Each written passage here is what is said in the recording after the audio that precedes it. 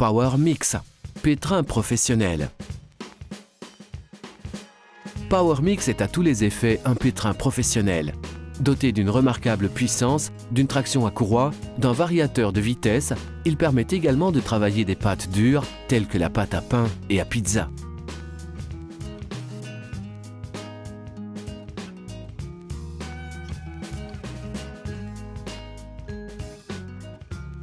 La machine est fournie avec 3 ustensiles.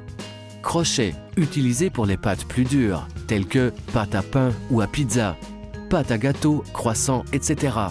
Pâte à beignets. Vitesse conseillée de 1 à 4. Palette, utilisée pour les pâtes de consistance moyenne. Pâte feuilletée, pâte brisée, crème pâtissière, viande, purée ou autre pâte semi-dense similaire. Vitesse conseillée de 1 à 7. Fouet, utilisé pour monter les ingrédients à consistance molle. Blanc d'œuf, biscuits, mousse au chocolat, meringue, crème fouettée.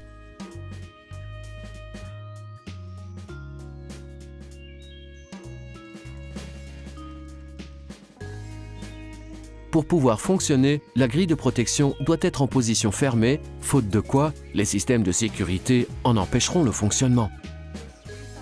Positionnez le bac sur la machine avant les ustensiles en l'introduisant dans les 2 pivots correspondants. Complétez l'opération en bloquant le bas à l'aide des poignées de sécurité prévues à cet effet. Introduire l'ustensile sur l'arbre porte-ustensile. Tournez l'ustensile dans le sens des aiguilles d'une montre en faisant entrer le téton d'entraînement en position de travail. Pour enlever le crochet, le tournez dans le sens contraire à celui des aiguilles d'une montre.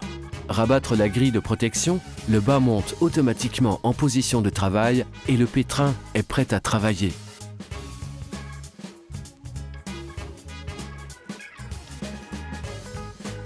Tournez l'interrupteur général de la position 0 à la position 1. Actionnez le variateur de vitesse. La machine commencera à tourner à la vitesse minimum. En continuant à le tourner dans le sens des aiguilles d'une montre, la vitesse augmentera jusqu'au niveau maximum. Tournez la poignée dans le sens contraire à celui des aiguilles d'une montre pour diminuer la vitesse. Le système de variation électronique de la vitesse permet à l'utilisateur une grande souplesse d'emploi de la machine.